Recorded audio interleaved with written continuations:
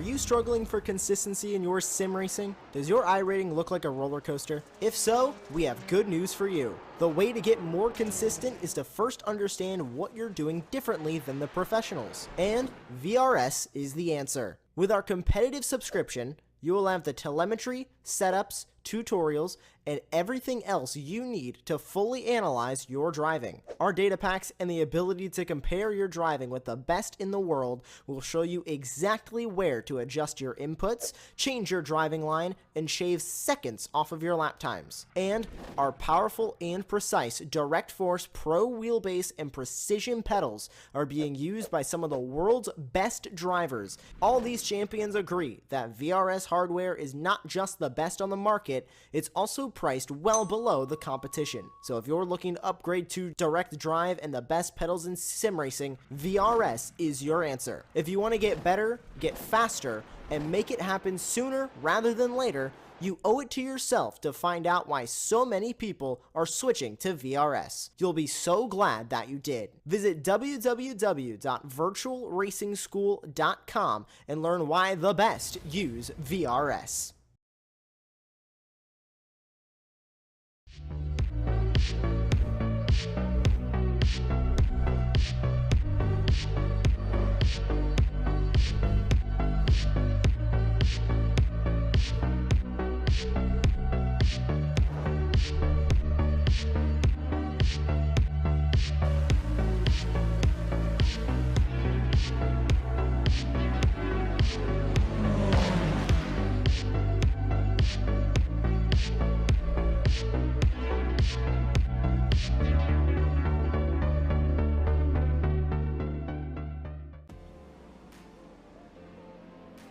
Good evening, everybody. Welcome to Apex Racing TV, and welcome to the second round of the Apex Racing League's Prototype Championship here from Road Atlanta. This is going to be a wonderful night of racing at this very technical and very tricky circuit. We had an amazing time out at the first round of the season at another absolute star of the American circuits, which is, of course, Watkins Glen, or was, of course, Watkins Glen, but it only seems like about 10 minutes ago that we were there. And now we're back to the fast and furious contours of Road Atlanta. My name is Chaz Dracop. I'm delighted to be joined for the first time ever by Dane Baird. Dane, we've crossed paths in so many strange ways before, but never actually commentated together. And here we finally are. What a fantastic place to be, with amazing cars as well. Yeah, I'll take this over Fall Guys any day. That's for sure. But prototypes at Road Atlanta. Name a better combination. I feel like this is going to be difficult. It is a really, really good combination. These two high downforce prototype cars that we've got, the BMW LMDH and the Dallara LMP2. And then we've got some... I love Road Atlanta. It's just a fantastic circuit. You got that first sector with all the S's, especially in these cars. Going to be fantastic. Traffic, it was interesting at Watkins Glen. I feel like it's going to be a little bit more challenging for the drivers to make their way through, especially in that first sector at Road Atlanta. It's definitely going to be one of the main talking points of the race, I feel. Absolutely, yeah. There's a huge challenge in so many ways here. You know, slipstreaming is going to be a key element down to the chicane at the bottom of the hill. There's going to be a lot of elements of surprise sort of sprung there on a lot of drivers, especially with the run out of that chicane around the final corner as well. Have to mention that we've got the wonderful Lewis Ward on broadcasting duties as well tonight, and of course our WEC overlay, the World Endurance Championship overlay on SDK, which looks stunning as well, and we get to keep an eye on all of these different classes. We have 4 of them out there tonight. The red number boards, and any numbers beginning with 1, will be denoting the LMDH Pro class. The yellow number boards, or the sort of orangey number boards, any numbers beginning with 2 are the LMDH AM class. And then moving into the LMP2s, any numbers that are starting with the number 3 with a blue number board, they are the pros for that category. And then, of course, the greens will be the LMP2 AMs, and their numbers all start with 4 and above. So, coming into this, Dane, I mean, we've seen traffic can be a bit of an issue because, let's face it, they're all really high-speed cars. So even the sort of slower guys on paper, let's say, in these Dallara P217s, they can sometimes find it to get out of the way of these BMWs in a straight line even, because the pace difference is so much. How do you go into approaching a race meeting like this? Because it's a massive challenge in itself just to beat traffic or get around traffic. Yeah, and it often can be difficult to actually get practice at overtaking where you can get past these cars, because it's not always the same as the official series. You're not always going to have these practice sessions where you're able to go out with the other cars and sort of figure out where you're quicker, because that's the main thing, is that these cars, whilst they are quicker over a lap by a couple of seconds or so, you will have some instances where the LMP2s might be on pace or even slightly quicker. It does happen, funnily enough, than these LMDH cars. So if you're in the LMDHs, you don't want to be going for a move down the inside into a corner where the LMP2 is actually faster than you, because first of all, you're going to look a bit silly. Second of all, it's just going to slow everybody involved down. That's the big thing. If you want to get past the traffic, and yes, you do want to get past them, but you want to make sure that you're not losing a ton of time whilst doing so. Absolutely, yeah. It's the aim of the game to not compromise yourself too much then. Time's coming through on the board right now. Johnny Gebhard is the fastest for Dutch Payment Esports at the minute. He's just ahead of Haroldas Jatortas in the over-the-limit racing machine, the Lithuanian, currently in second place. So we actually have an LMDH AM driver at the top of the standings, hence the fact that they are above the pros on the left-hand side of your screen. We ride on board now with Kimon Sapini for WS Racing Esports, the 199 car, the Italian through the last chicane. Look at the acceleration here. It's absolutely amazing. The BMW, it's like a bullet from a gun as soon as you step on the loud pedal. Where is Sapini going to go? He goes up to 12th overall, 5th in class actually there, Dane. And we're going to see the guys now take a bit of time. There's no limit on how many laps they can do here, which is important. The only limiting factor in this qualifying session is the clock, which they are up against. Marteau, I believe, will go fastest. There you go. Yeah, and we finally have the pros back on top, and that is quite a margin up at the front as well, as Styx crosses the line, and Neumann as well, and there we go, a little bit closer now up at the top as well, just about a 10th separating Marteau and Neumann. Yeah, but these hypercars, yeah, we'll call them hypercars, why not? Yeah. LMDH cars, they're racing the hypercar class at Le Mans, so we'll keep calling them that. But yeah, they are absolutely ridiculously fast, though not quite as fast as the LMP1s that we've used to be having in this Prototypes Championship for the first few seasons, but still blistering pace you see round the final corner. That is a lovely shot, just crossing the start-finish line there. Lovely stuff by Marteau to go fastest. He's still a 10th of a second clear of the second place driver of Newman as well. Looking a bit further down in some of the other classes, fastest in the LMDH AM class at the moment is Noah Chiller, the German for WS Racing Esports. Fastest in the LMP2s is this man right now, actually, Justin Adakonis for ATRS Academy. That's Apex Tech Racing, I believe. He is currently quickest by, it's a good, actually I say it's a good, it's barely anything, exactly about 10th of a second from Alexandre Delatraz, the Frenchman, and then it's Emmanuel Gacella for the Walk Racing team. Now we had a bit of a funny one last week actually, Dane, where the Walk team was up against, I believe they were called, it was something to do with running anyway, basically. So we were telling them that they were going to teach them to walk before they could run. And they had a hell of a battle on their hands, actually. Gacella was just about losing out in that class lead right at the end from one of his main rivals. I believe it was Harley Smith. Outrun Motorsports, that was it. It was Outrun who outrun the Walkers. And it was incredible right near the end of the race. We have these gorgeous beast racing machines out on track as well tonight. Soren Kroll, the German, currently 14th overall, 6th in class.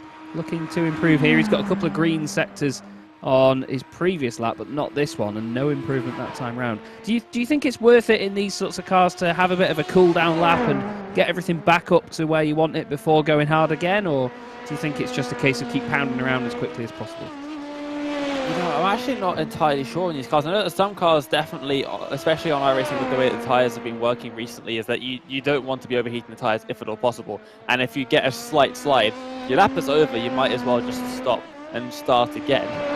But yeah, it's different strategies that you might be thinking for the drivers. They want to just keep going with the momentum that they've got. That's personally what I would do. I don't want to bother with this slowing down and trying to save tyres and all of that nonsense. If I'm driving out there, I'm just going for it lap after lap. And if it's a bit slow, then well, so be it. But it's going to help me out a little bit at least. But yeah, really, really close up at the top there between Neumann and Marteau. Neumann has got into provisional pole position as well. Less than a 10th of a second out between the two of them. Really close stuff up there. Yeah, this is what it's all about though, isn't it? In these cars, it's so amazing to drive, but it's just, you've got all that grip in the world, but it's so easy to push past the limit. That's the problem with a car like this. You can get it as accurate as you want, but you can spend way too long overthinking every corner in a car like this. as we ride on board now with the provisional pole sitter Sven Newman for Core Sim Racing 1. The championship leader, of course, after winning the first round of the season from his teammate Pascal Stix. Sasha Engelhardt finished in third in that race, and there are now 9 points covering the top 3 as per the point system effectively. Sven Newman looking to make it 2 in a row by the look of it. Here's Johnny Gebhard, currently 4th in his class at the moment for Dutch Payment Esports, and it doesn't look like he jumps up the order any further. No, he improved in Sector 2, but nothing else on this lap. Back then to Kevin Crosney, 13th in the pro class at the moment. This is the teammate, actually, to Johnny Gebhard, and he's quite a while behind him right now. But then again, Dane, it's classes on paper as such, so it's not always completely adhered to. You know, we don't always get all the pros ahead of all of the AMs, but that's what keeps it interesting, isn't it? You see inter-class battles. Yeah, exactly. That's one of the great things about these pro and AM championships that we've got, is that the AM drivers have got a proving ground. They're in the same cars. There's absolutely nothing separating them from the pro category in the same car class. Obviously, if you're an LMP2 AM and you're starting to beat some of the LMDH pros, something's gone terribly wrong. But yeah, these LMDH AM cars and the LMP2 AM cars, if they're beating cars in the pro category in their own car class, then yeah, they're doing a brilliant job. And yeah, there's absolutely nothing separating those two categories within each car class. So it's completely even playing field. Just that we'd expect the pro drivers to be that slight bit quicker, and it only is very often a very small margin between the two. Yeah, that's it. And I mean, in a class, in a field, I should say, as big as this, it's lovely to see just how close it is. We have 44 cars currently taking part in qualifying. Kieran Smart, Marcel Vandenberg, and Fabio Grassetto are not actually qualifying at the minute, although Richard Boberg, I think he's one of the drivers with a qualifying ban, isn't he? I think there was 4 of them, and there are 4 at the moment, all in BMWs, unfortunately, that are not taking to the circuit. Here's Bogdan Moldovan for Walk Racing. Ironically, he's not Moldovan, he's Romanian, but he's still top of the class, and that is in the LMP2 Pros. Back now to Haroldas Jatortas, the Lithuanian, over the limit racing, hopefully not for his sake over the limit in this session. Round the final corner he goes, 2 personal best sectors on that lap, but ultimately the time is not enough to move him up the order ahead of Martin Zayeveld. Here comes Justin Adakonis. Can he take pole position in his class? No, he cannot. He does improve, but he's still only a minute difference behind the current class leader. Anders Meyer, he was great to watch last time out. He ducks for the pits. Here's Dan Amor. He's going to be hoping for more from this session. 35th at the moment, 9th place in his class. I love the gradient on this car. I love a gradient livery, Dane. What about you? I think it looks great. Yep, absolutely. I don't know if you know what my former team was, but the liveries that we came up with for those were full of gradients everywhere. Love it. Definitely one of my favourite liveries on iRacing. Oh, that's not gone too well for the 307. I do believe that's David Sampson there. So we will we'll take every opportunity that we can to show David Sampson going off the circuit, hopefully with Lewis on the cameras, so we'll see what we can do with that. But that is qualifying over, and the gap at the front is not as close as I thought it might have been. No, very, very close indeed, and we go instantly to the grid. And it is Thiago Marteau that has taken pole position for Race Clutch, literally did clutch it. Sven Newman joins him on the front row of the grid. Then we have Pascal Stix and Sasha Engelhardt on row 2. Martin Zayeveld and Haroldas Jatortas make up row 3. Kevin Dorgay and Lockie Brown make it a French and Australian row 4. Then we have the first of the LMDH AMs, Noah Chiller alongside Kevin Chillon, the Frenchman, in 10th place. Then it's Clement Marie alongside Soren Kroll, Kimon Sapini and Adam Coles on row 7 ahead of Jack Wells and Kevin Crosney, who make up row 8.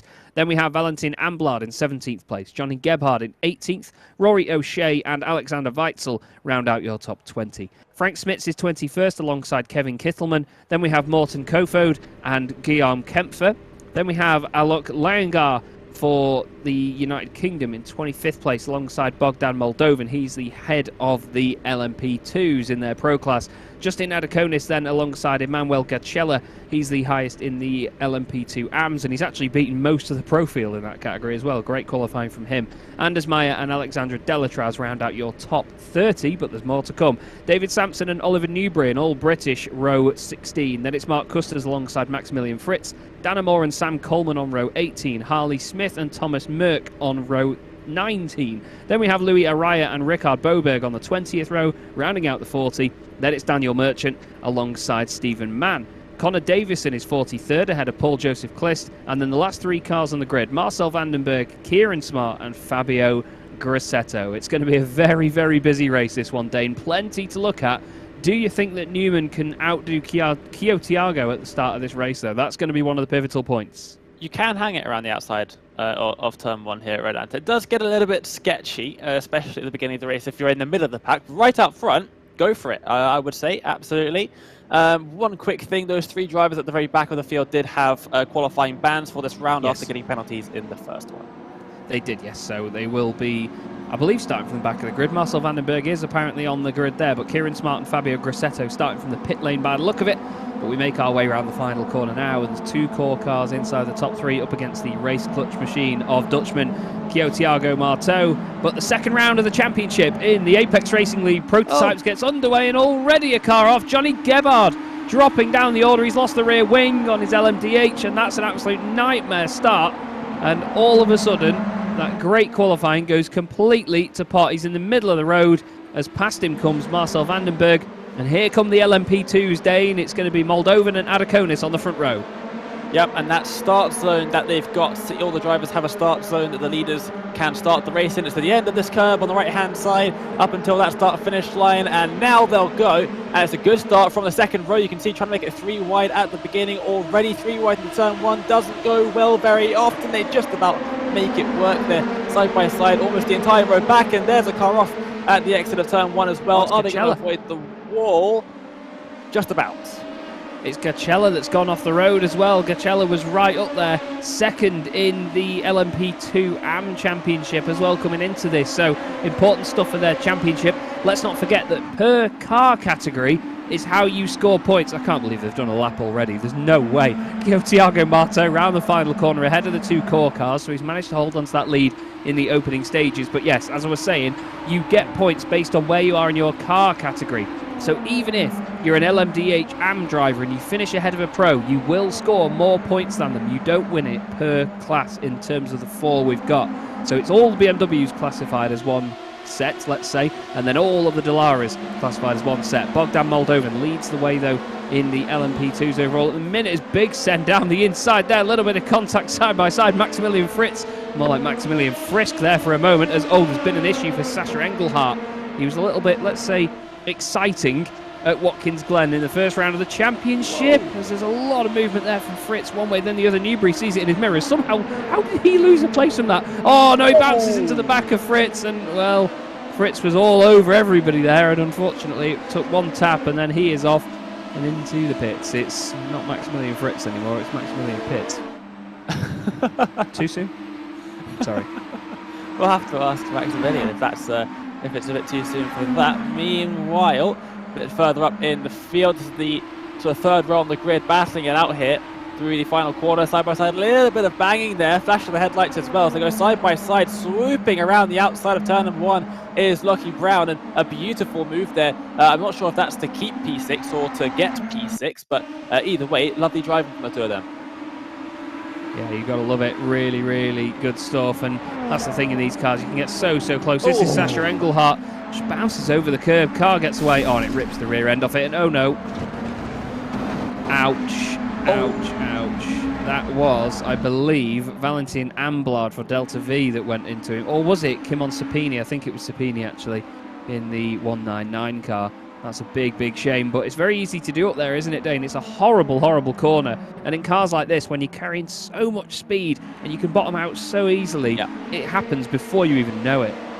There's a big old curb on the inside as well. You touch that, especially in cars this stiff, because these cars, they are incredibly stiff. They do not like to flex about like you see on like GT3 cars. No, these cars, you hit a big curb, it is not going to behave very nicely. It's all very similar to what we've just seen. Little tap of the wall for Luis Soraya. Just about keeps that one going in a straight line, but it was at high speed. That little tap, and now going side by side. More fact that it's not been Luis Soraya's day for Olympus Esports, and that is, not what you would have liked to see. Just very slightly tapping the curb on the inside and then bottoming out over the exit curb as well. We've already got some of the LMDH cars coming through the LMP2 pack. I feel like those are cars that got turned around at the beginning of the race. I saw a couple in turn 7 where cars got spun around onto the grass and then they had to wait for the whole LMP2 field to drive by. Yeah, there's a few cars coming into the pits now as well. Haroldas Chatortas, the Lithuanian, is on his way into the pits now as well. And Rory O'Shea, so that's one pro and one am. Great battle going on here though. Jack Wells ahead of Kevin Chyon, Adam Coles, Frank Smits, and then Alexander Wetzel all over each other as they come down the back straight now. Don't make it 3 wide, Sunshine. He says, watch this, I will do.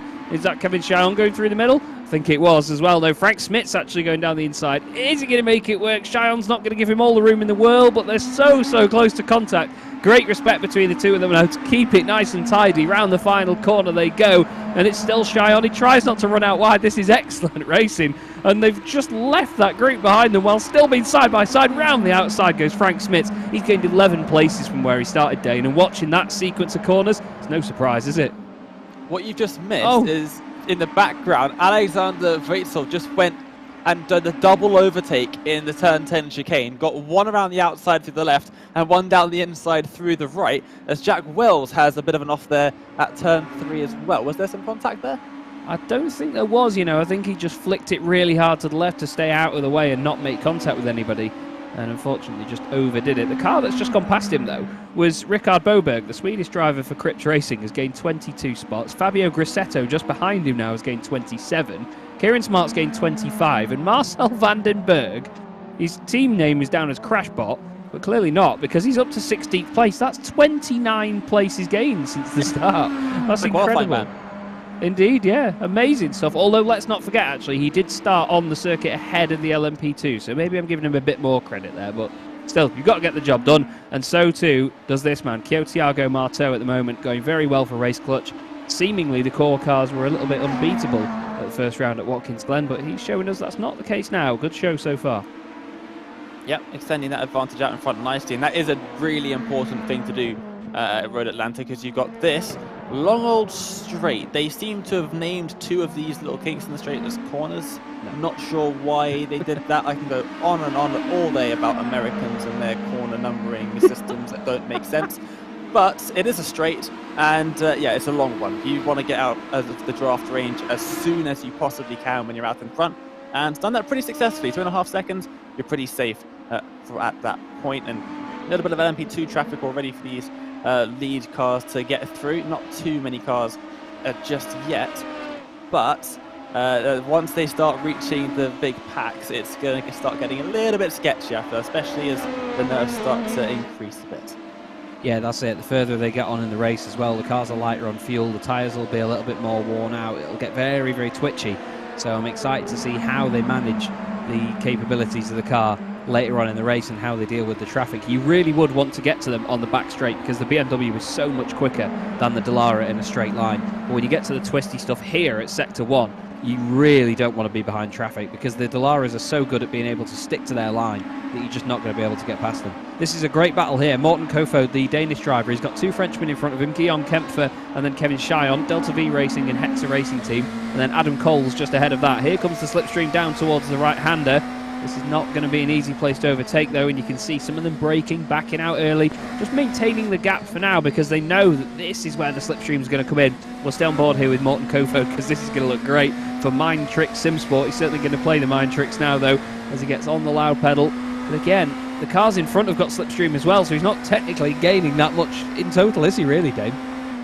Yeah, no, not at all, but everybody's gaining on whoever is leading this little train of cars down in towards the turn 10 chicane. Ascend up the inside, someone's gone straight on there as well, and someone spun just behind them. I think that's Alexander Wetzel has gone off just behind them in the 119, and now absolute chaos through the final couple of corners as cars are peeling off into the pit lane, and they've just about managed to get through that one cleanly. As I say that, I've seen someone in the barriers at the back.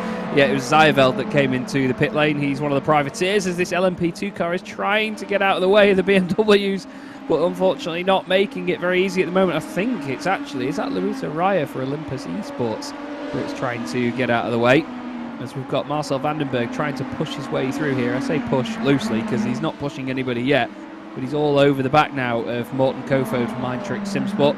We're just going a car back here to Kevin Chyon for Delta V.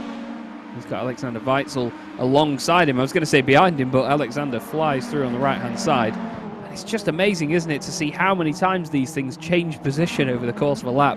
And also, you get to see that sort of struggle that they have. It's strange to see a car like this struggle, because they're so good in the high-speed stuff, but you put them in a slow-speed corner, and you can really feel how stiff the car is and how bouncy it is when it hits a curb. You know, it doesn't want to absorb any sort of impact at all, does it? As more changing in positions now, Dane, we're going to lose our minds again, like Sam and I did last week. Yeah, Road Atlanta does do that. The long straight into a very good chicane, I will say, at turn 10. It's not the best chicane in the world, as some people at Apex Racing TV would like you to believe. Wrongly. But that is starting to get sketchy. LMP2 cars being caught in the S's. You can try and go around the outside. It's not going to work particularly well. I think the LMP2 doing a little bit of a favour to Marcel Vandenberg there. But you can see the LMP2 not being left behind in the dust at all. It's a very similar sort of situation that you've got here when you had the GT3 and GTE or GTLM cars racing on track together, is that the difference between the cars is not actually that big in small sections like corners. It's here, once you've got to build up the speed, you can see the LMP8 sort of breezes past these LMP2 cars. But this is a train now that our leader of the race overall is having to make his way through, and that is a very scary sight from my point of view. It really is. It's absolutely terrifying, isn't it? And when you consider the change of direction of these things, the acceleration, and just how good they are on the brakes as well, that's the thing. You know, these things just tap the brakes and they just come to a stop. As Jeremy Clarkson once said, it's not the... well, if your brakes are that good, you may as well hit a tree or something along those lines. And basically, it will feel like that in these cars. Now, Thiago Marteau has got teammates around him right now. He's got the Corby Racing team. Mark Custer's in front, Oliver Newbury behind. But look at the pace difference here down this back straight. That's the big key point here between these two classes tonight. That BMW is in a different league of straight line speed compared to the Dallara P217. And normally in prototypes, we're not used to seeing a massive difference in straight line speed. But still, it's entertaining, isn't it? It really is. I'm just giggling to myself here as I've just had a Discord private message from Drew Adamson, who's just said, Road Atlanta is the best track in the world. He's just said the exact same thing to me. I see your Road Atlanta, lies, Drew. I see your Road Atlanta. I love it. I absolutely adore Road Atlanta. It's fantastic. It's a brilliant track, one of the best tracks in the world. But I've raised you the Nürburgring and Le Mans. And Alton Park. I like Alton Park. I wouldn't say it's one of the best in the world. No, you're allowed to disagree. UK, for sure. Because its competition is Brands Hatch, and Brands Hatch is a terrible circuit. Ooh. Right, we'll discuss that later. Here's Haroldus Chatortas then, currently recovering after the earlier incident that he had. He's 13th in his class at the moment and 22nd overall. He's just got past Anders Meyer and he's now going to, well, just drive around. Sorry, that is Anders Meyer. He's just going past now. It was Justin Adakonis that he went past just a moment before that into the chicane, and he then cracks on with it and flies through from there. Anders Meyer was one of the drivers that we admired last week, I must say, at Watkins Glen. Really good race from him. But now he's got Justin Adakonis all over the back of him here. So rather than a sort of solid drive forward out of him, we're going to be waiting to see what he can do defence-wise right now, as it is the Apex Tech machine behind him. ATRS is the sort of abbreviation for it, and I wasn't quite sure if I had the right team down or not, but definitely got the right one there. They've got Kevin Cheyenne behind them as well in the BMW, the Delta V racing machine. That could also affect this race for these pair, because if he gets past Justin and then Justin uses any sort of slipstream or anything that Kevin might give them, well, it's an overtaking opportunity. That's the thing, isn't it, Dane? It's not just an overtaking opportunity for the faster class, as we're going to call them, when it comes to traffic, but you can also affect the slower class in a way that sorts of battle out for them as well, can't you? Yeah, exactly, and there's all sorts that goes into the strategy, the many little strategies inside of the race as to how you're going to pass the next slower class car in front of you. And the exact same goes for the LMP2 cars. How can I make my and their life easier when I've got an LMP8 car trying to overtake me? So it's always a little bit of give and take from both sides there, as to try and lose the least overall time that they possibly can. And most of the time, it goes pretty well. Very rarely, there are some slight issues, and we do like to pick up on those because they seem to always be spectacular. But here we go, once again, some overtakes being made down in towards that turn 10 chicane. Definitely a hot spot for these overtakes. So it seems like a lot of the drivers almost getting ahead before they even reach the braking time. Yeah, that's it. I think some of them, they maybe know that cars like this, they don't go through chicanes very well. So when they're side by side anyway, they're great in chicanes, let's face it. It's just one of those where, because they're quite big and stiff cars, they can get quite understeery in slower corners. You don't want to risk compromising yourself too much by trying to go through a chicane side by side with somebody else. So I think at the moment, a lot of these guys are just sort of backing out of it, saying, nope, go on, after you. If you want to do that, I'm going to try and slipstream you at the end of the next lap. This is a fantastic fight here, by the way, because this is for second place in the LMDH AM class. This is Morten Kofod chasing down Adam Coles. He's had to go around the outside of the traffic there through the right-hander, and that hasn't helped him out at all. Oh. But ahead of them, there is an 8-second gap to the car ahead, and that was definitely not kosher there from the... Who was that? Daniel Merchant, by the look of it. Olympus Esports, I think, tried to get back through. Might have been somebody else, actually, because it only just changed then when we went to Noah Chiller. Still very scary moment indeed, wasn't it? Between the lap car and then, of course, the car ahead there. But somehow they got away with it, Dane, and that's the thing. These drivers are very good at that. They get away with it all the time.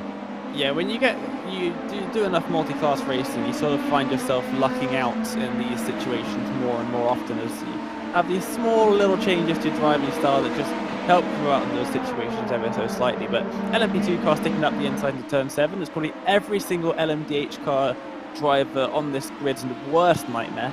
Of all the corners that you don't want an LMP2 car up your inside, it's that one. It's the most awful understeery corner. This corner is the worst corner on the circuit. It's not debatable. The exit curb's horrible as well. And yeah, having a slower car that understeers a lot on the inside of you whilst you're going through the slowest corner, as you're trying to catch the car in front, absolute nightmare. Yeah, that's it. It's just one of those moments, you know, like I said before, you don't want to catch slower traffic through Sector 1 if you're in the LMDH class, but at the same time, you don't want those other cars around you at certain corners where they could maybe get it wrong or understeer because they've not got the same capability. Lockie Brown has come into the pits for Indy Autosport, and he drops down from just inside the top 10 now to take a pit stop and potentially give himself some clear traffic, as that was a very scary moment there. Frank Smits just trying to get past Dan Amore there in the TNT Esports. Well, it's safe to say, Dane, that nearly exploded into quite the accident there, didn't it? Yeah, the LMP2 car, and something I haven't noticed up until this point, like right now, is that the LMDH car is quite a bit wider than the LMP2s. The LMP2s look like tiny baby cars at the moment. But yeah, the LMP2 swooping across the front of the nose, holding it around the outside, trying to lose as much time as possible, but that's not the way you want to do that, sir. Yeah, 341 making everybody's life a little bit more difficult than it needs to be at that part of the circuit. But yeah, loads of issues that arise from being stuck behind an LMP2 driver through the SS section is that you've now got cars approaching you at a much higher speed into all of those sections, and they have to compromise their lines to slow down, because slowing down through these high-speed S's is not the easiest thing in the world. Very easy to get that wrong, and you'll lose the back of the car. You will indeed. Here is Marcel Vandenberg continuing his charge up the order after starting at the back of his class, thanks to a qualifying ban. Marcel is going very well at the moment. He finished 10th in the first race of the season, though, in the BMW, so he didn't have the sort of standout performance that we were expecting. And right now, he's in 11th place overall, but that is, of course, 11 of the BMW, so it would count as an 11th place finish. That's where it's interesting here, because the AMs that are ahead of him now, he's got 3 of them in front of him, Morten Kofod, Adam Coles, and then Noah Chiller, in that order away from him. They can all affect the championship points that he's going to score. And I still think that's a really, really cool thing to have. It makes life a nightmare for a commentator sometimes, but I guess if they're all in the same car, then it's not that bad. I want to bring your attention, though, Dane, to Sven Newman, because right now he's only about 2 or 3 tenths ahead of his teammate Pascal Stix. The 2 core cars, well, they're called Core Sim Racing 1 here. They definitely are racing as one, to be honest, because they're just glued to each other and have been, I should say, throughout the whole race, and they just cannot catch Kyotiako ahead of them because he's 7.5 seconds clear. Yeah, definitely having... Maybe it's something to do with some unfortunate catching up with traffic, but usually by the end of an hour-long race as we've got, you're going to even yourself out, you know, it's not going to be that much of a factor over this length of time. Marteau's going to have some bad traffic and some good traffic. These two will have some good traffic, some bad traffic. Bump drafting is what you need, guys. Absolutely. If not practiced it, yeah. I wouldn't try and improvise doing it now.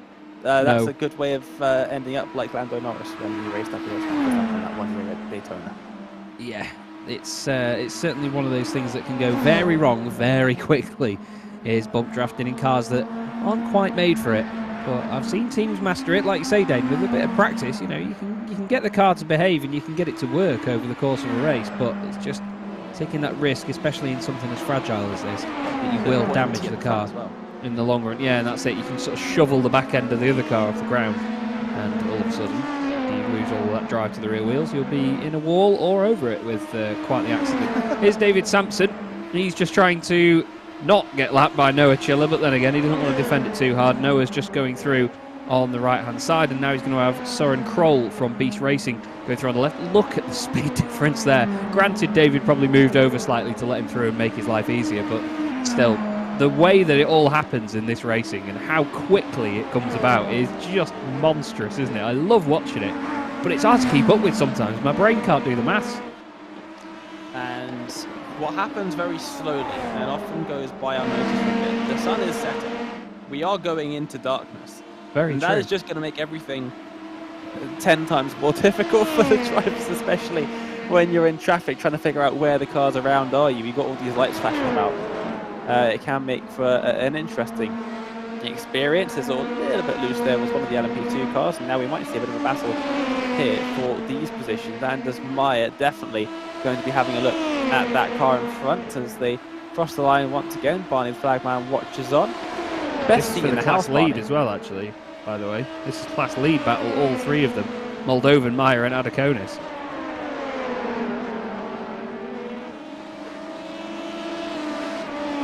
Just see him trying to push that little bit harder, can't you, through there?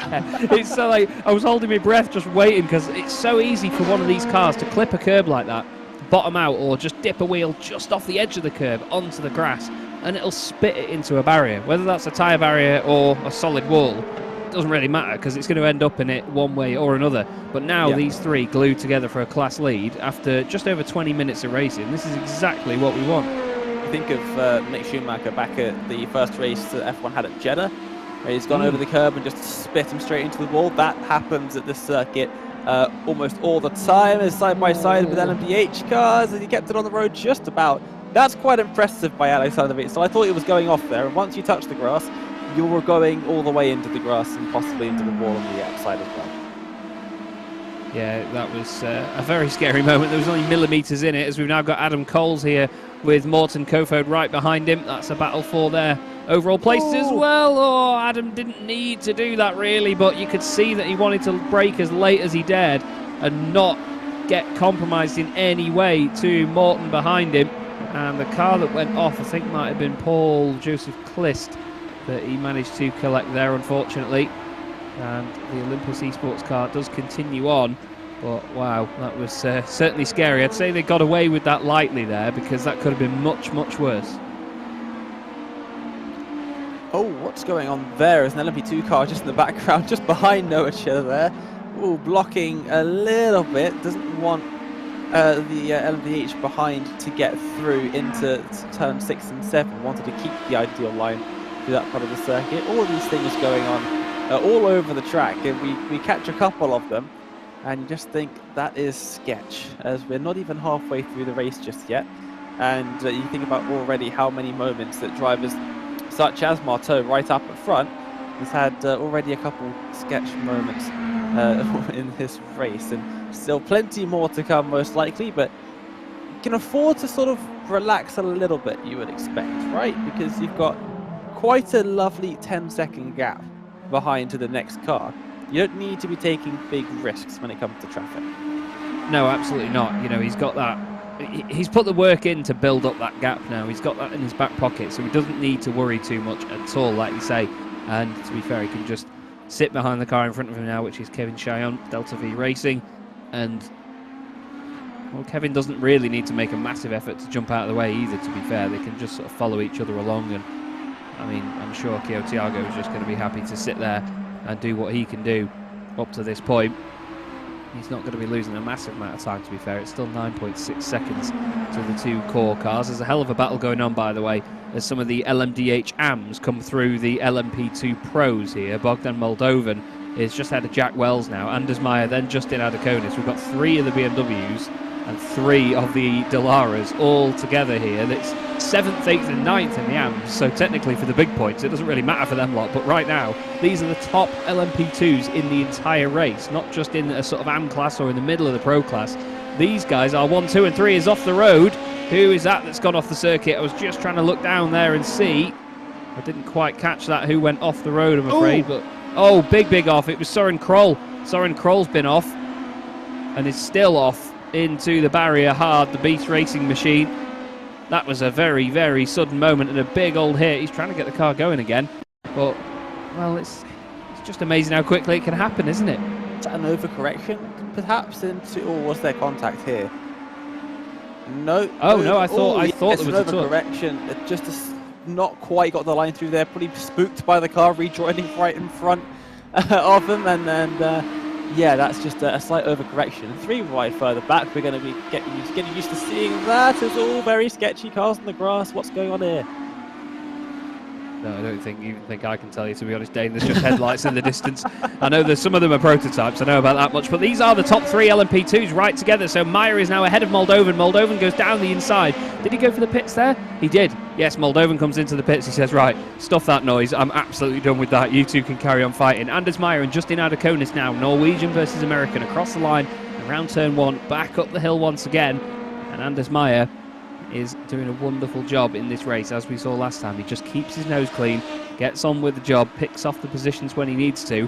And right now, Justin Adakonis is doing a great job at just ghosting that as well. He's right up behind him. And I think these two could have a very solid battle all the way to the end of this race. We're nearing the halfway point now. Marteau leads in LMDH Pro. LMDH AM leader is the number 212 machine of Noah Cheer, the German for WS Racing Esports. Anders Meyer, as we've just seen there, leads the LMP2 Pros. And in LMP2 AMS, it's Harley Smith at the minute for Outrun Motorsports, and he is outrunning the rest of the field. He's ahead of Dan Merchant by about 10 seconds right now. And Emmanuel Gacella for Walk Racing is currently 3rd in their class. As you can see on that track map, Dane, there's a bit of a gap there, actually, behind 9th place in the LMP2s, which is Alexander Delatraz, to any more traffic. It's important to try and find those pockets of clean air in a race like this, especially in the midpoint as well when the pit stops are happening, isn't it? Yeah, and it's also worth noting on that note about pit stops. The pit entry at Road Atlanta is probably one of the most difficult to get into cleanly of any circuit in the world. You've got like the weirdest sort of S's to get in there whilst having to slow down a hill with grass on one side and a wall on the other. It is definitely, and it's not the fastest pit lane in the world either. It's definitely one of the more difficult ones to get into, especially on worn tyres. You're going into that at quite some speed over the crest. It's a challenging one. Yeah, it really is. It's not like there's any easy points of this circuit other than the back straight, really, to negotiate any traffic. It's just a real nightmare for drivers when they're in either end of this situation. You know, if you're in the fast car, it can be tough. If you're in the slower class, it can be as well. Here is the 8-wheeled core BMW making its way through more traffic once again. Pascal Stix and St. Newman absolutely glued together. The Austrian and the German just really racing as one, as I mentioned before. But now it looks like they're in one of those pockets of clean air. You can even see it actually on the map. They are doing a great job now, and they can just keep pushing and maybe just try and get a bit of time back on Marteau. The gap has come down from about 9.7 seconds that we saw earlier to about 8.3, 8.2 now. It's flirting around that sort of gap. But still, it's not a massive amount to bring it down by, considering. And to be honest, I think if Marteau has a decent stop and manages to get back out with a little bit of clean air around him, he's just going to open that gap straight back up again when he gets the confidence, isn't he, Dan? Yeah, and I mean, if you look on the track map, you can see that Marteau's just gone through about 6 cars in their own car class. It must be said, it wasn't LMP2s, it was other LMDH cars. They've just gone through that. That's why the gap has decreased by about 1.5, 2 seconds. Neumann and Stix are catching up to that. They are about to go through that massive group of cars, and so I feel like that gap's only going to be increasing as we have a look at some of the cars in that group that are currently battling for position as well. So that just compounds the difficulty of getting past them as a lapping car. This is the annoying bit for Cheyenne. Oh, it was Pro versus Am. Cheyenne did look down the inside, and Kevin Kittleman, well, it becomes Skittleman, doesn't it, as he gets sent off way around the outside. He's still off the road as well, still trying to recover, as there go the two core cars that we mentioned. But Kittleman just seemingly, yeah, he didn't want to give anything up there, did Kittleman, just turned in. And you can see now, as you say, getting held up slightly by the Dallara, but while they're in the slipstream of the car in front, they're not really going to jump out of the way, do they? Yeah, no, they're coming round turn 7, and they've almost had to stop the car completely to avoid running into the back of the cars that were spinning around. So they've lost immediately about a half a second just from that, and now they've still got to go through a large number of cars that they've still got between themselves and Marteau. And that gap, once again, now that Marteau's got some clear air, is back onto the increase and almost back up at 10 seconds already. Look at that. Yeah, lovely stuff by Marteau. Fantastic persistence so far. And as the light continues to fade here at Road Atlanta, we just hit the halfway point here on Apex Racing TV for the Apex Racing League prototypes. Chaz Draycott and Dane Baird in the commentary box with Lewis Ward on the cameras, and a massive field of cars on our circuit tonight. 47 in total joining this session. I've been told that Stephen Mann, and by told I mean our timing screen is lit up red, that Stephen Mann is off the road, I'm afraid, and that is down at the chicane. He just gets back on and slowly recovers over the hill. We can have a look back now as Lewis gives us a replay of what's gone on here. Now, is that Paul Clist that he's racing there? He was about 40 seconds behind him before. Is he just going to go in way too hot and loop it? Oh, there was a tiny tap as well, but I don't think there was much Paul could do there, to be honest, because Stephen just went a little bit too quickly, didn't he? Yeah, a bit too deep into the corner, and then had a really compromised line for the right-hander, and especially once you've committed to the line for that chicane, it's very difficult to then change that without offsetting your entire car. So, yeah, not much the car behind can do about that one. But yeah, they'll move on. They'll continue on in the race. Not a whole lot of damage I wouldn't expect from that. It wasn't the hardest tap in the world. Really odd to see the drivers flashing the headlights at night, because the headlights sort of just get a bit dimmer and then come back on again, because obviously you can't turn them completely off, because that would be horrific. But I have done that actually. I was doing 24 hours of Le Mans, and I crashed in front of the car, headlights turned off, and I had to do half a lap of Le Mans completely blind, trying my best to see where I was going based on the headlights of the other cars. There is some on-track lighting at Road Atlanta, through the SS section specifically, and also through the final couple of corners near the pit building. There's these random spotlights that sort of sometimes light up maybe 100 meters of track. But other than that, you are pretty much on your own. Yeah, I was going to say, the word is definitely random. It only seems to be on a couple of corner apexes, and that's about it. It's almost like they couldn't afford a few more. But still, we've got great battles going on all over the place. This is Ricard Boberg, and he's got Kevin Cheyenne behind him. Now, if he knew what happened to the other LMDH AM car that Cheyenne overtook before, he'd be jumping out the way very quickly. Then again, it wasn't on Kevin, so that's probably unfair to say. Still, great to see two cars from different classes, despite being in the same machine. They are battling away. Cheyenne does put his nose down the inside again, but look, Boberg well within his right. Oh no, I had to say it. I had to say it, didn't I? The last car that Cheyenne overtook, he took him off there. Not that it was Cheyenne's fault, but that time, well, Boberg defends the inside, brakes a little bit early to make sure he doesn't go into the corner too deep. LMP2 on the outside as well. Yeah, I don't think he had a choice. No, that's true actually. Good point. He had to stick to the inside line, and well, that is, yeah, that's Boberg, isn't it? That's absolutely doing in that. Yeah, not what you want to see into turn 6. It is one of the more difficult corners to go through, especially when you've got traffic and you're trying to overtake. There's a whole lot of factors going into that one. Very unfortunate. Sven Newman's in.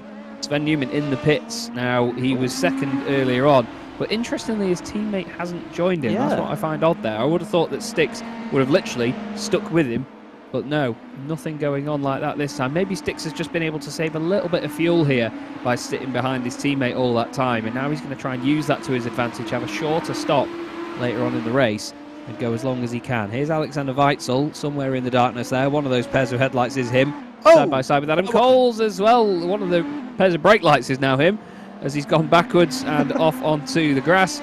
That's not the first time that we've seen Weitzel try his luck down there, though, is it, tonight, Dane? There's certainly a few drivers that have been standing out for their commitment on two braking zones. It is definitely the first time I've seen an LMDH car swap ends with such force. Yeah. I've never seen a car just swap ends like that before. That was quite impressive. I don't think he touched the grass or anything. So that was quite something there, but good camera work by Lewis to catch that one. It was a bit of psychic nonsense going on over there, but well, it's Sam Fitzpatrick must be watching somewhere. I've never seen anyone with more of a commentator's curse than Sam Fitzpatrick. Sam's probably watching at home going, that looks good. And then he's just... How long has it been since you did a broadcast with our great Italian stallion of Marco Barbanera? Oh, probably about 25 years since I worked with Marco. It feels like absolutely forever. I miss Marco a lot. Marco, if you are watching, I love you. We all do. But we all do. He introduced me to the wonderful thing that is panettone, the Italian cake that they do, and it is just insane. If you've never heard of it or never had it, just try it. It's incredible. As now, Sven Newman is having a bit of a ding-dong here with Marcel van den Berg. That was very scary. Neither of these two will want to give an inch. Marcel van den Berg is one of the, I don't want to say scariest, let's say exciting. He's one of the most exciting drivers out there on the circuit. When he came into the round with the qualifying ban, that says about all you need to know. Yeah, exactly. As a fellow driver out on the circuit, you think, do I want to fight this guy? Maybe not. Still, the shoe can be on the other foot sometimes, and Sven Newman now gets past him and carries on. David Sampson and Mark Custers are into the pit lane from the LMP2 Pro class. They were right near the front of that field, and there they are floating in mid-air in the pit lane. Thank you, iRacing, for the animated pit stops. We love you, really. Still, those two are going to be right back at it any moment now. They were fighting really closely together in the field. Of course, a few others going through having not stopped yet, so we'll have to see how that filters out in a minute. This is Kevin Crosney. He's going across the front of the LMP2 car, just into that tight right, and all of a sudden, he left. Who was that? That was Frank Smits behind. Smits got done dirty there, didn't he? Because that LMP2 had to recover to the apex, and Smits just had to sit behind it, admire the architecture of the rear wing, and then try and push on past that. But now manages to actually close straight back up to the back of Crosney again, and then the battle is going to restart once they get onto the back straight once more. One of the great things about Road Atlanta is that it's such a short lap, especially in cars this quick, and you have such a long straight that makes up a large part of the circuit. So every time you go down the straight, through the S's, and then you're back on the straight again, and we just see the battles over and over and over again. So it's always great to see. Here we are with two LMP2 cars as they make their way through now. This is third and fourth. Adaconis up the inside. No battle there. Maya's just gone, yep, you can have that one. I'm not going to fight you too hard. We've got NMDH cars coming up behind us as well. So ideally, let's not run side by side there. Yeah, and he's going to be just playing the clever game now as Anders Meyer. It's exactly what he did at Watkins Glen as well at the start of the season. We've got Guillaume Kempfer and Adam Coles here side by side. This is for LMDH AM, and Kieran Smart is going to be a part of this as well. Is he going to play it smart, go through on the right, then go through on the left? Yes, he is. He's going to try and be later on the brakes, down the inside into the chicane, and that is lovely stuff by Kieran Smart. One of the other drivers as well that started right at the back of the grid thanks to a qualifying ban. And the Scotsman for Trek Scotland makes up his 35th position of the race. He's going to gain 2 more now as he goes past the drivers in the pit lane, Noah Chillier and Kevin Crosney. And he and Marcel van den Berg have gained 37 spots from their grid positions. So amazing drive indeed. I'm not quite sure if he needs to adjust his paint because of what it does to the car in our overlay. But still, it's glowing at the moment in terms of that. But it's just this gorgeous, sleek, black silhouette on the circuit as it scoots its way around Road Atlanta. Marteau still leads in the pros in LMDH. Kofod leads in the AMs. Then it's Coleman in LMP2 Pro, and then Araya in LMP2 AM. As right now, Dana Moore into the pits. Sam Coleman also into the pits. These two from our LMP2 Pro lead. Yep, into the pit lane. It's also a difficult pit exit as well. You go up the hill and then you're sucked straight into the path of turn 2. And you are going significantly slower than anybody else through that part of the circuit. So it can be very sketchy, especially if you're in the LMP2 cars where you've got the LMDH cars whizzing around at a rapid pace. Coming out of the pit lane can be an incredibly scary sight. That is a very bouncy LMP2 car through turn 5, even though it's the 8th corner on the circuit. Just going to bring that up once again. Not sure how you can go turns 1, 2, 3, 4, and then have 3 corners called the S's, and then go to turn 5. That just does not make sense. No, it doesn't. You're absolutely right.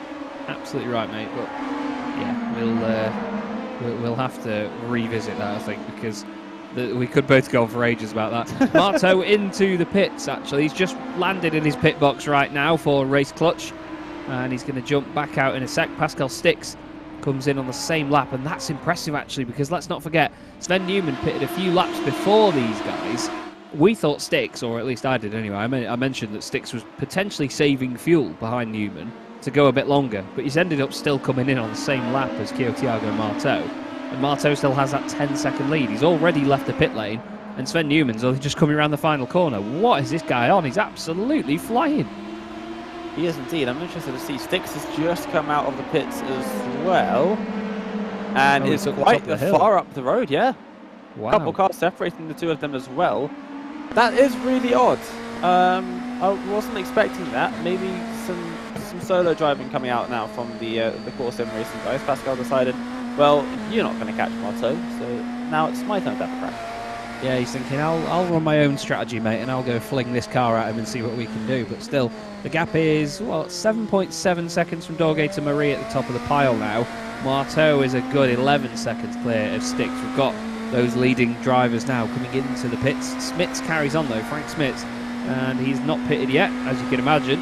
He's not just magicked himself up to the top of the pile, but the Hydro Race Geodesic Racing machine continues to lead the way temporarily. Dorgay and Marie, two French drivers in the pits right now, and Marto has just gone past them down the start-finish straight. There he is through turn one, back up the hill, 16 seconds off Smits, so it's guaranteed that he's going to get back in front.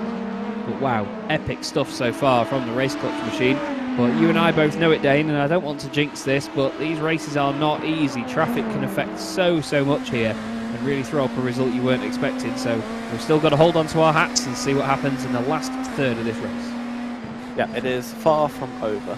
Only 2/3 of the race, as you rightly say there. And yeah, you definitely are not going to be in a comfortable position right now if you're Marto. You've got a lovely gap behind you, but you also have a lot of cars on track that you've got to still get by. If you're the fastest car on track, you are overtaking everybody. So that is something that obviously Marto is going to have to deal with throughout the rest of the 90 minutes remaining in this race. Leader in the AM category of the fastest prototype class we got on the circuit has Chiller pitted. Yes. Yeah, pitted on lap 32. Yes, that is right. Love the livery on that machine as well, the WS Racing Esports machine. The GT tyres branding always looking good. They're actually the sponsor for the British Truck Racing Championship, and they have a big MAN TGX they take around with them in this sort of black and yellow camouflage that you see here, but it's got like a matte grey underneath it as well. It just looks like a massive military machine. It's a lovely bit of kit, but the GT branding with the elephant always looks good indeed. And Noah Chiep is certainly making it go as well as it looks right now. Leads his class by a good 18.5 seconds over Morten Kofod. We look here at Daniel Merchant, who is the leader for Olympus Esports in the LMP2 AM category. Not seen too much of these guys tonight. It's nowhere near as close as it was at Watkins Glen in that category. You've only got 3 cars on the lead lap, actually, in LMP2 AM. There is the second of them, Emmanuel Cacella, and he's got a good 17 seconds over Louis Araya. So it seems like there's definitely a 3-horse race going on there between those guys. But you're absolutely right, you know, Dane. You mentioned it before. The size difference between these two cars is actually quite amazing, isn't it? These LMP2s, these Dallara P217s are big cars. I've seen one in person, and it's a long machine. The cockpit may be tiny, but the whole car is humongous. These BMWs must be like driving a truck because they are massive in comparison, aren't they? They're just continuing the tradition from GT racing, aren't they? Oh yeah, the cars are just getting bigger and bigger and bigger. And BMW have always been good at making big cars fast, haven't they? I mean, look at the GT4s, the M4. Look at the old M3s, you know, the GT2 cars they made.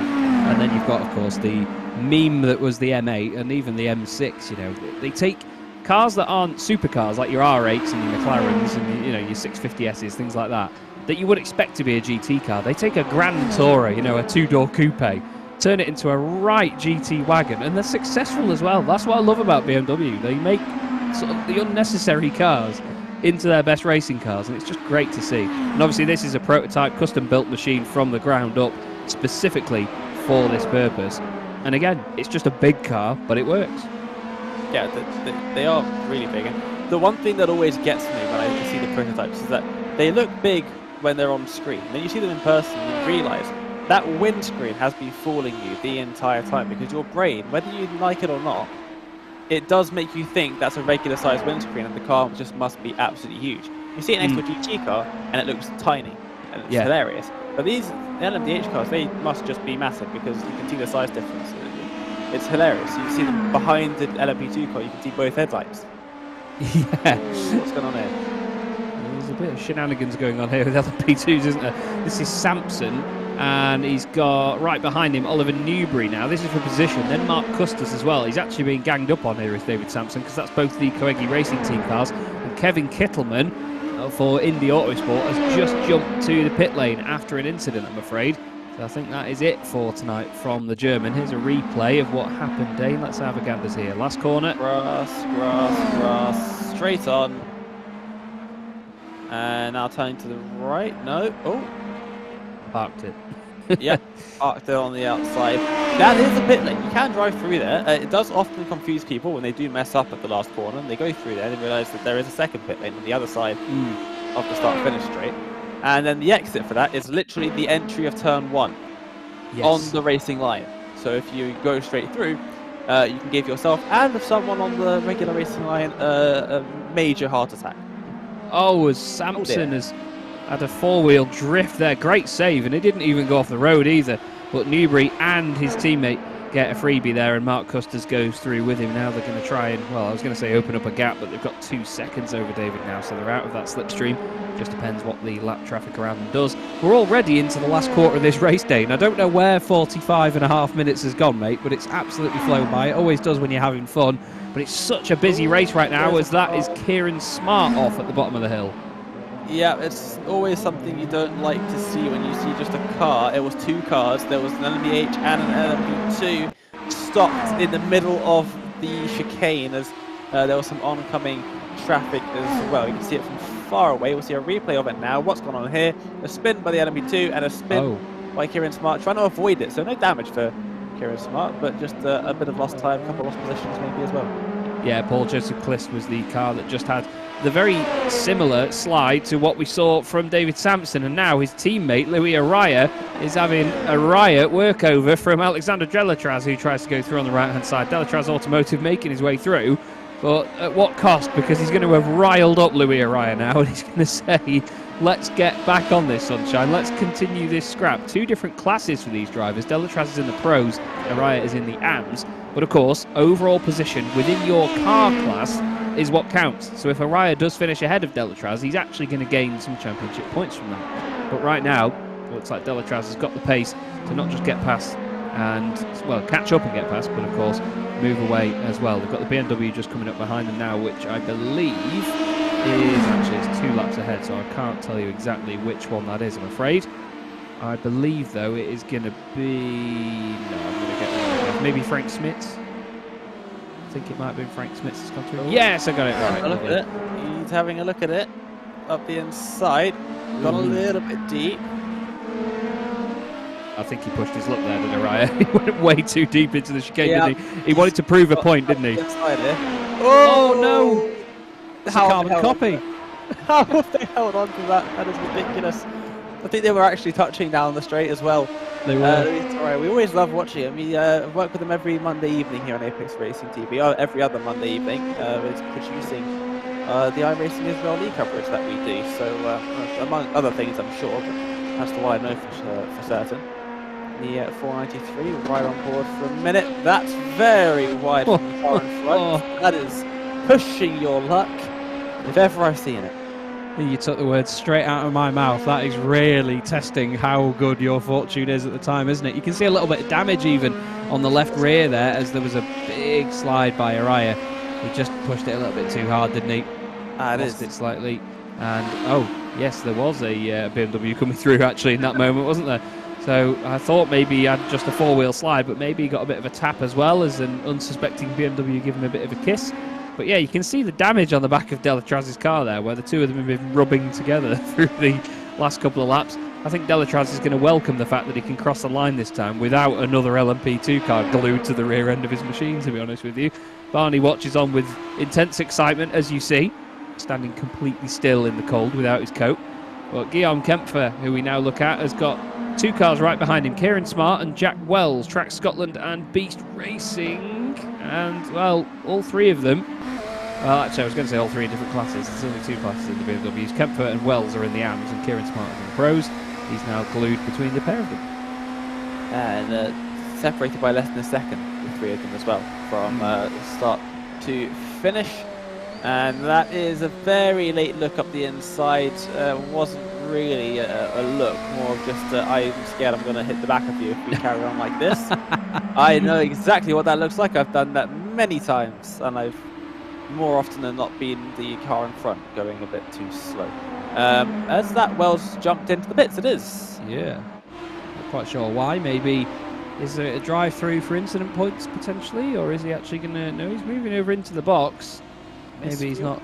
Yeah, maybe he's not fueled it all the way to the end. But maybe will we be expecting any more pit stops? I don't think we will we? I'm pretty sure a lot of them can make it through the race on just one stop. But Jack Wells, by the look of it, takes. So yeah, you'd expect them to be able to make it another halfway. It was a very short stop, so. Yeah, it wasn't like it was the stop-go penalty or anything, because that's normally about 4 to 5 working days, isn't it, in iRacing these days? So Jack Wells back out on the circuit. That's probably why Drew's watching tonight, actually. I was going to say, why would Drew be watching? Either that or he knows it's us two and he likes to wind us up. But Beast Racing are obviously out there tonight, so he wants to know what's going on, as Kieran Smart knows what's going on, and that's not taking the chicanes. Wow, great avoidance there. Really good stuff that by Guillaume Kempfer. Hats off, because he really had to slam on the brakes there not to hit the back of Kieran as he came back on the road. I know Kieran probably did all he could to make sure he didn't come straight back onto the racing line, but look at this from Kempfer here. Great avoidance, Dane. Love that. Yeah, coming through here, looking to get a bit of a switchback potentially, and that did not work out. Very narrowly avoids, but does avoid very well that car in front. So yeah, lovely job that. Really good stuff. 10 minutes left to go, not even that now, 9 minutes left to go in this race, and here is our outright race leader from the very get-go. Thiago Marteau has been a star in this race. Love the livery on that car as well. The race clutch cars always look fantastic. He is now right up behind some lap traffic. I think he was just going to get past Kieran Smart for a second there. Actually, no, he was Kieran shy on. He was just behind. Now making his way over to the left-hand side. Now it's Adam Coles, so Chaz still didn't get it right. But down the inside into the chicane he goes. And consider the fact that he's lapped everybody up to 11th place. Oh, it's like a 90s Formula 1 race that we all look so fondly back on with rose-tinted glasses, isn't it? Oh dear, oh dear, oh dear. The gap is coming down, but I feel like that might be because Marteau has just gone through a bunch of traffic that's doing stuff like that. They make a little bit of contact, these two LMP2 drivers. That's for the lead of the race, isn't it? I believe it is, yeah. Daniel Merchant and Gachea. No, definitely not. And, well, it's one of those, you know, you flash your lights, doesn't gain you anything. Oh, that's not going to gain you anything either, unfortunately. He's still flashing the lights, though, as he goes off the road. Well, Daniel Merchant will be even more unhappy with that one as the BMWs come through. I thought he was going to get hit by another one then. That would have really put it in. Don't you start flashing your lights as well, Sunshine. Flipping heck. But Daniel Merchant couldn't really do a lot about that. He had to get back on the track at some point. Now we've got a Dallara all over the back of a BMW behind them. Flipping heck, it's kicking off in these last few minutes here, but then again, it's like the last day of school. You get 10 minutes from the end of an endurance race and everyone goes absolutely mad. Merchant now gets lapped by, I believe that's Haroldas Jatortas that's gone through, is it? No, it's Fabio Grassetto, actually. Fabio started right at the back of the field. He's now up into 17th place, 5th in his class as well. He's not having a bad run of it at all, but obviously that qualifying ban is what's hurt him the most here, isn't it, Dave? I cannot believe we just seen a Dallara catch up to and then look down the inside of a BMW to that part. Yes, of course, the BMW is getting held up, but it's still a funny thing to see. But yeah, we're currently looking at some of these drivers in the AM category of the LMDH car class. When you start splitting up car classes into car categories within the car classes, things get confusing to say. Is it just me? I think it's just me. No, I agree. I absolutely agree. Euro and NASCAR is easy. You've got the pros and the AMs, and they don't ever race at the same time as each other. Simple. I like that, you see. I like that. No offence to whoever came up with the idea of having 4 different classes in this championship. I think it was actually me. Oh, okay. A good couple of years ago when we did season 1 of this, I think it was either me or Sam Fitzpatrick. So one of us is to blame. I'm going to blame both of you. So That's share it fairly. But Anders Meyer, second place at the moment in the LMP2 Pro class. He's only about 2 seconds, now 1.7 behind that man there. Lovely camera switch by Lewis. Justin Adakonis leading the way for ATRS Academy. He's going to be hoping that this race goes one lap shorter than everybody else is expecting it to be now to try and hold on to that. They're not quite within slipstreaming range of one another, but Meyer seems to have gained a little bit there actually. He's very good on the brakes, is Anders, so I know that he's going to be good into that chicane, and that's where he's going to gain the time. He just needs to keep it tidy for the rest of the lap. Looks like Adakonis actually got a decent run out the final corner there. This is the only sort of very close battle for a class lead that we've got. Marteau still leading the pros ahead of Stix and Newman. Chia still leading AMS. Kofod and Coles behind him. That sounds like a law firm, doesn't it, Kofod and Coles? And you've got Meyer and Moldovan second and third in the LMP2 Pros, as we're looking at here, trying to chase down Adakonis. And then this man, Emmanuel Gachea, leading the LMP2 AMS at the minute from Merchant and Araya.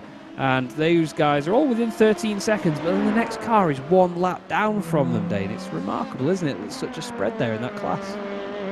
So, at the risk of putting the commentator's curse on poor Luis Araya with 5 minutes left in the race, you just have to not hit it. And God. grab yourself a podium there. I've tempted fate now. I mean, it's one thing putting the commentator's curse on people, but then announcing that you're going to do it it's quite the gutsy move. I like that one. Still, we'll have to now. Well, to be honest, I'm going to bring this up as well. We're really going to tempt fate for Paul Lewis Araya here. My sort of commentator's curse is that I'll look at somebody for a while. When I'm broadcasting, we'll focus on a certain car for quite a while. As soon as I look away from it, it'll have an accident. So let's just see what happens there. Not that we're trying to, Lewis. We love you, really. We've only got 4 minutes and about what's my maths? 4 minutes 15 seconds left now of this race, Dane. I've got another broadcast to do later. My head's going to fall apart. But Thiago Marteau is doing everything right. The gap's still 7.5 seconds, so he's not really lost a bucket load of time, has he? He's lost a little bit to Pascal Stix, but it's not going to be enough to really shake up the race order here, as Newman's actually closed in on his teammate. Move there in front. That is Weitzel and Kempfer having a bit of fun in, well, I was going to say fun in the sun, but it's more like fun in the lack of sun right now, as Kempfer now drops behind. It's actually Kieran Smart, I apologise, wrong car. But now they're going to have to get out of the way, or Sven Newman, so this could get very interesting. There's nothing I personally, this is going to make me sound like a terrible person, but there's nothing I love more than to just not move out of someone's way if they start flashing me for no reason. Oh yeah, like, yeah. If they flash you, stuff them. Like, there's no need to flash you unless you do something really wrong. You're not close enough to drive past me. I'm not just going to pull over and let you drive past. Once you get actually close to me, you can flash your headlights so you go past. That's fine. But don't flash me from miles back and expect me to pull over. That's not going to happen. Now you just made me angry, and I'm just going to sit in your way.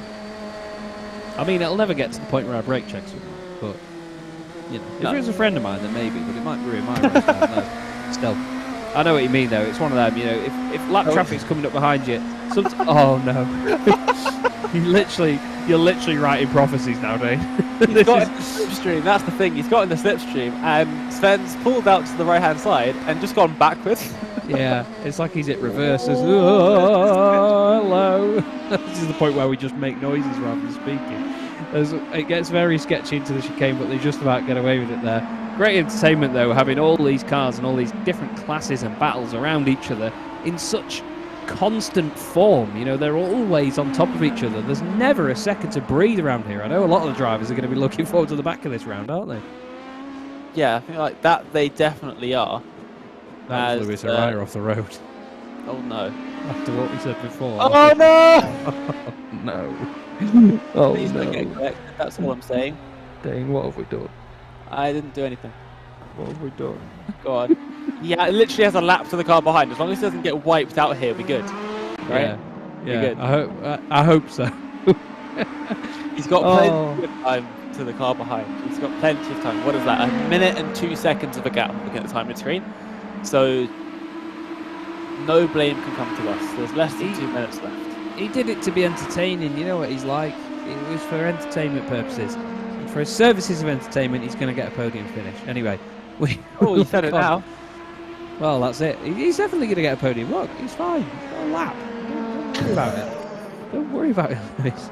We've got Emmanuel Gachea here leading the LMP2 AM class. Now, that gap's come down quite a bit, actually. 2.8 seconds now behind him to the car of Daniel Merchant, who we look at here, Olympus Esports.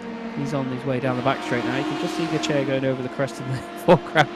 I love that. I love the arrogance of that, flashing your headlights at an LMDH car in front of you.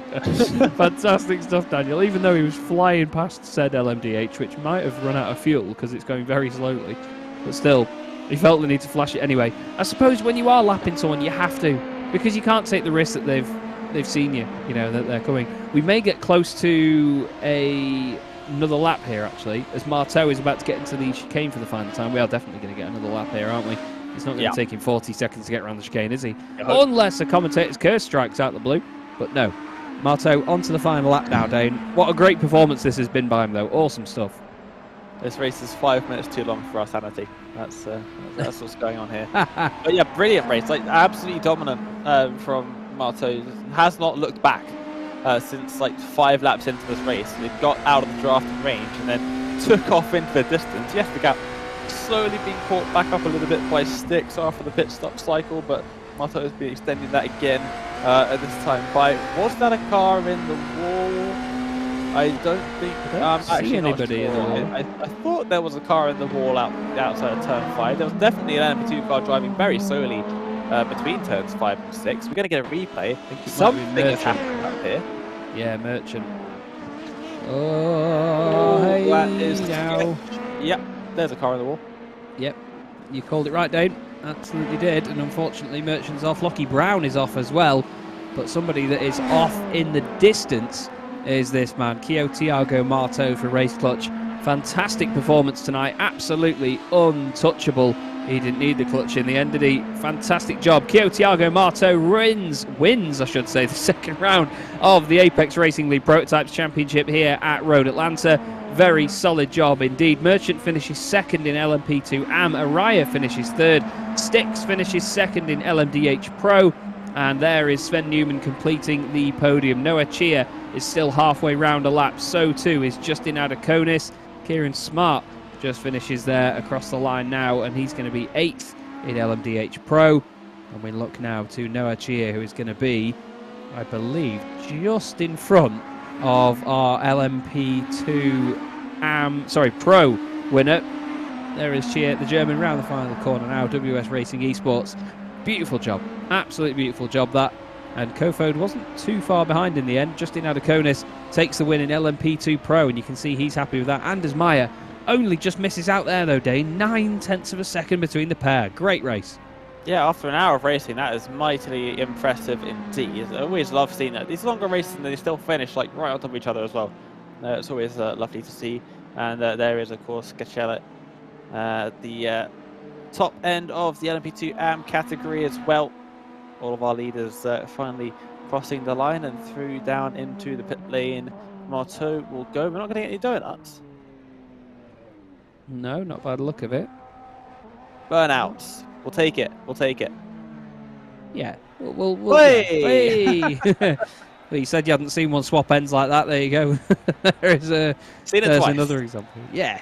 Gotta love it. Gotta love it. But still a very entertaining race tonight once again, Dane. This championship certainly keeps us commentators and broadcasters on our toes as well. Hats off to Lewis for keeping up with that one. But we have a look at the results. Thiago Marteau takes the race win, 8.4 seconds ahead of Pascal Sticks for Core Sim Racing 1, and his teammate Sven Newman rounds out the podium. Then we have Kevin Dorgay ahead of Frank Smits, round out the top 5. Clement Marie finishes in 6th place ahead of Kevin Crosney, Kieran Smart, Kevin Chyon and Alexander Weitzel, who rounds out your top 10. Quite interesting to see that, actually, because... Oh, yeah, sorry, this is separated by class. Apologies. Marcel Vandenberg finishes in 11th spot. And then we have the rest of the drivers in the LMDH Pros. Lockie Brown, Haroldas Tortas, and then the non-finishers, Martin Zeiveld, Kimon Sapini, and Sasha Engelhardt. Again, I said he was exciting, maybe a little bit too exciting for his own good. Why don't you take us through the LMDH AMs then, Dane? Well, we'll get back up to the top of the tower. There we go. And yeah, it is Noah Shellett who will take the win there by just over 22 seconds. So a lovely little advantage there at the end. If I'm not mistaken, that's one of the higher differences, the greater differences that we've got. Very similar to the LMP2 AMs, actually. We'll get to that later. Then we've got Morten in the number 16, the Danish driver in the 2nd position. Adam Coles in 3rd, rounding out your podium there. Finishing a lap behind as well. as do a lot of other drivers. You've got Guillaume Kempfer, Jack Wells, Rory O'Shea, all a lap down. 7th place, Fabio Grassetto, 2 laps down there for the 206. It seems like this LMDH AM category seems to have quite a few incidents amongst the field. Rickard Boberg in 8th, Kevin Kittleman unfortunately retiring from the race entirely a few laps before the end in 9th. Alok Kiyenga in 10th position, and Soren Kroll as well in 11th. A couple more drivers retiring from the races, like 50 and 51 laps down for Valentin Amblad and Johnny Gebhard as well. Yeah, fantastic entertainment from that class as well, though. Plenty going on as we now look at our LMP2 pros. This was Justin Adakonis' day. He takes the race victory just under a second ahead of Anders Meyer, though. That was very, very close between those two indeed. Oliver Newbury finishes in 3rd place. Mark Custers in 4th ahead of Bogdan Moldovan. Then it was David Sampson, Sam Coleman, Dan Amore, Alexandra Delatraz 1 lap down, and then non-finisher was Thomas Merck. 42 laps down in the end was Thomas, and Maximilian Fritz at the bottom there in 11th position, but again, not classified unfortunately. And then another set of AMs, not so many of them this time round though, Dane, but look at that. Because of how the leaders finished, it shows Gachea winning by an entire lap. Yeah, so the race ends based on the overall leader, so that is Marteau crossing the line. From that point, anybody who crosses the line, no matter what class you're in, they have now finished the race. And because of the weird positionings of the cars at the time, Merchant crossed the line before Gachea did, so Gachea gets an entire extra lap done. So the overall race results are not entirely representative of how the race went, but I think Emmanuel will definitely take that first by a lap, apparently. Lisa Riot does take 3rd position there, just behind Daniel Merchant.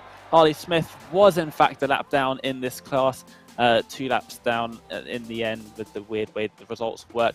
Paul Joseph Clist, you've got Stephen Mann and Connor Davidson out there as well, but I'm glad to see that even though we slightly cursed Luis Soraya there, it wasn't totally awful, and he did manage to actually still get that 3rd position.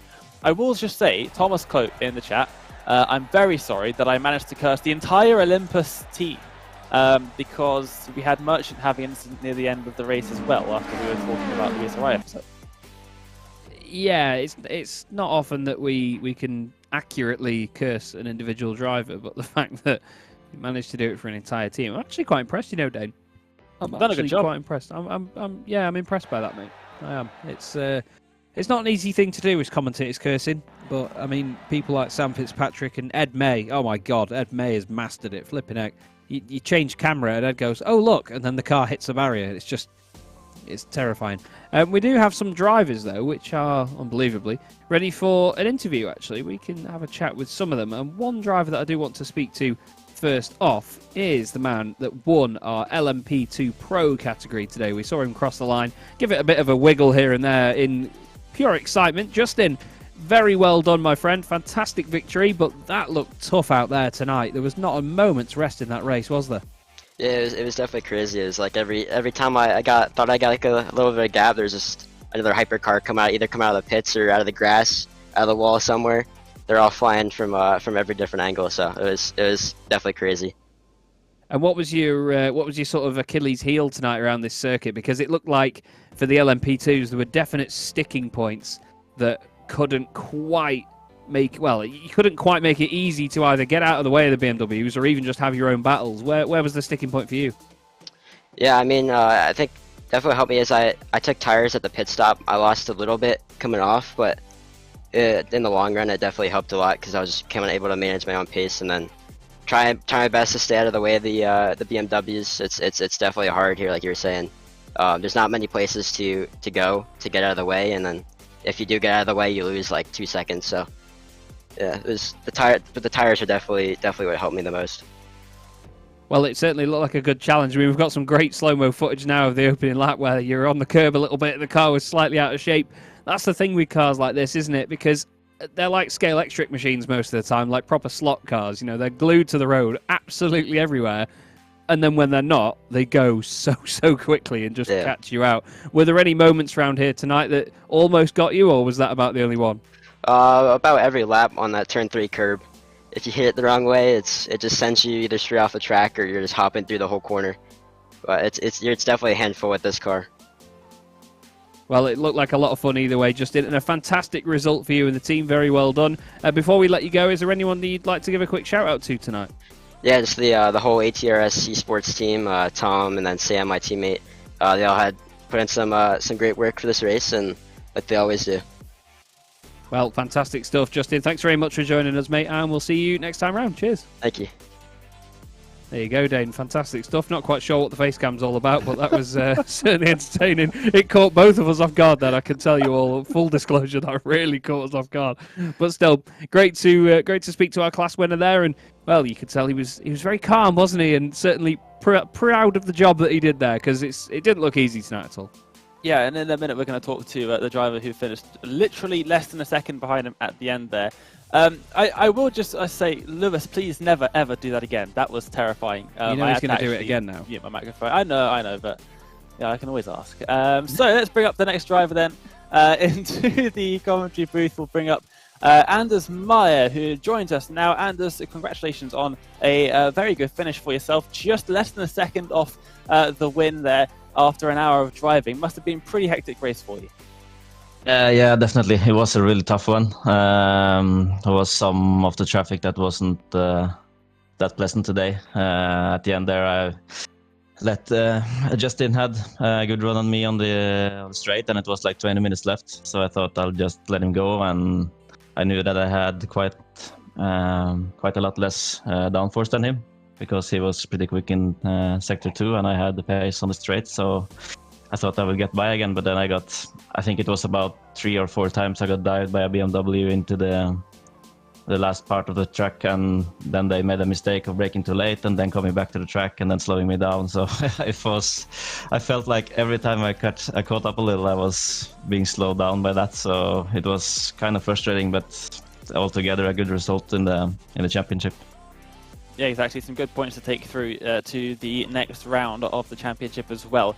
You mentioned it was a bit difficult to manage the traffic. Obviously, even though you're in the slower category, you're still having to manage some traffic, not just in the AM category in your own car class, but also managing getting overtaken by the LMDH cars. Can you just explain to the viewers how tricky that is and sort of what strategies that you use, how you try and make it your life and their life easier? Well, my strategy is to always, if I see that he's going to go for it in the braking zone, I always go off the throttle. So it's better to let him pass before the corner than staying too wide in the corner, because that only makes both of you lose time. So but then again, you don't know how the car behind is going to, if he's going for it or not. It can be hard to judge, but usually it goes okay. But in this time, maybe the drivers weren't aware of me going off the throttle, so they tried to brake as late as possible. And that ended up them making a mistake. I don't know, but you have to cooperate a bit, even if you're in the slower class, or else you're both gonna lose time. And heading into the next round of the championship, Road America, a very different circuit to the one that we've just had you racing around for an hour. What are your thoughts heading into that next round? Tough to say. I struggled a bit on that track in the IMSA officials last week, so it's usually a strong track for me, but in this car I've had some struggles, so I just have to practice and see what I can do, but I will do my best. It's close. You see in the qualifying, it's the smallest mistakes and you're down to P4 or 5, so it's so close in this field, so you have to stay on your toes all the time to be up there. Brilliant. Well, thank you very much, Anders, and congratulations on that second place. We look forward to seeing you next time out. Quickly, before we let you go, anyone that you'd like to give a shout out to on Apex Racing TV? Yeah, definitely. Carl Frederick again, helping me with calculating fuel and being my crew chief today. And of course to the team, Racing Lab Esports, to our partners, RacingLab.no, CarX.no, and KTM. And thanks to Apex for both organizing this series and for the broadcast. Well, thank you very much. We will see you next time out there. Anders Meyer, your second place finisher in the LMP2 Pro category. Absolutely. Thank you very much, Dane. And we'll grab one more interview and we will speak to Noah Chile. Now, Noah, fantastic victory tonight in the LMDH AMS, but as we've said to all of our drivers so far, it did not look easy out there tonight. There was cars absolutely everywhere. How did you find was the best way to manage that? Yeah, good evening first of all, and thank you very much. Yeah, it was an exciting race, a couple of close calls here and there, but in my opinion, once you got into a rhythm, it was actually quite manageable. Were there any parts of the circuit where you found it was a lot easier to catch up with the lap traffic, or was it just a case of just do what you can wherever you can? Because it looked like there was a few sticking points for some people.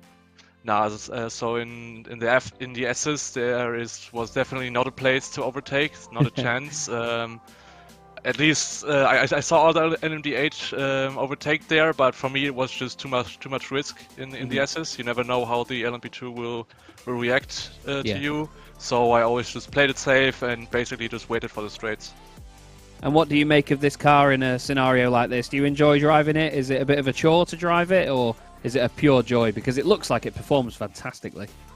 Yeah, at first it's kind of it takes time to get used to the car, because I feel like this car is quite unique in its driving style. The LMP2. You can't really compare it to the LMP2 because I think the downforce works completely different. But I really enjoy this car. I love it. Well, it certainly looks like you do, mate. A class win tonight. Very well done. We go to Road America next time out. Now, that's going to be a completely different kettle of fish, that circuit. A lot more slipstreaming going on there. It's quite a bit easier to negotiate than Road Atlanta, some would say. Are you confident heading there, or is it a circuit you don't really get on with that well? Well, let's see. The traffic is probably going to be much more manageable on that track, because we have on Road America we have a lot more straights and less SS-like corners. But I don't really have much experience on that track, and the last time I went around there was in a Cup Porsche, so a very different car to the LMP8. Yeah. Well, we hope it goes well for you either way, Noah. It was great performance tonight and really good fun to watch. Is there anyone you'd like to give a quick thanks to while we've got you in the broadcast booth? I would thank my entire team, and maybe our one of our team managers, Dominic Nuckel, and maybe my teammate Kimon Zaipini, who unfortunately had a really not a good race today. Well, thank you very much for joining us, Noah. Well done on the class victory again, and we'll see you at Road America. Thank you very much. See you Cheers. then. Great stuff, Dane. I always love speaking to drivers after these races. You know, there's the odd broadcast every so often where you don't get an interview, and it's a real shame, because to just see the people behind it, get their thoughts on the race, it just makes it so much more human, doesn't it? You know, they're not just digitally represented drivers flying around on our screens. You know, to speak to the actual people is just mega. Yeah, it absolutely is. And one of the things that I enjoy most about when I was doing some stuff in the real world last year is just seeing the drivers on camera. And we get that sometimes in these championships on iRacing as well, and it's always great to see when you got the drivers on camera too, so you can just get a little bit more of that human aspect. But yeah, always great to have a chat with the drivers. Love it.